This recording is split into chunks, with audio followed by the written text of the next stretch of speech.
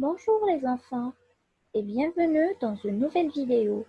Nous allons parler aujourd'hui d'un objet géométrique très intéressant, le cercle. Nous allons apprendre dans cette leçon ce qu'est un cercle, quelles sont les composantes d'un cercle et comment tracer un cercle.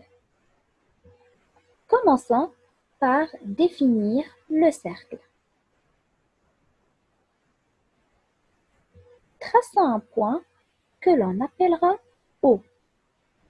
Nous allons maintenant essayer de placer toute une série de points qui seront tous situés à 4 cm du point O. Pour cela, je construis à chaque fois un segment de 4 cm à partir du point O. En réalité, il existe un nombre infini de points situés à 4 cm du point O. Tous ces points sont représentés par la ligne noire qui apparaît à l'écran. C'est cette ligne noire que l'on appelle un cercle.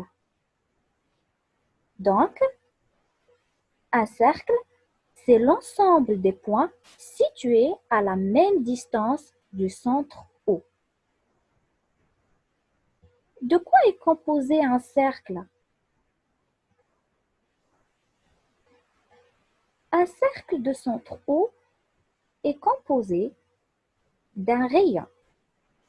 C'est un segment qui joint le centre à un point quelconque du cercle. On note R.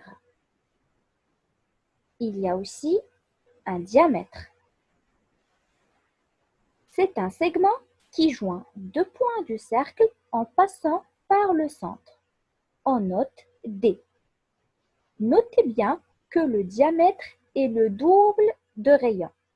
On peut écrire D égale 2 fois R. Ensuite, il y a la corde. C'est un segment qui joint deux points du cercle. Et enfin, il y a l'arc. C'est une portion du cercle. Remarquez bien que la corde détermine un arc. Comment tracer un cercle? Pour répondre à cette question, nous allons faire un exercice. Trace un cercle de centre O et de rayon 5 cm. Pour tracer un cercle, il nous faut un crayon, une règle et un compas. Tout d'abord, je positionne le point O centre du cercle.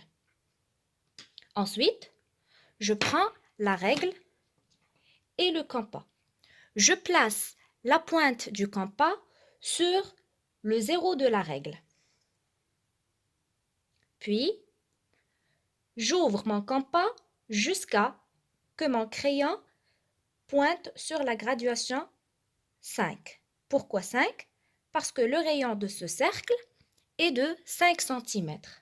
Je vérifie bien que la pointe du compas est toujours sur le zéro. La distance entre la pointe et le crayon est de 5 cm. Je place la pointe du compas sur le point O et bien sûr, je prends le compas du haut, puis je trace le cercle avec le crayon en faisant bien attention à ce que la pointe du compas ne bouge pas.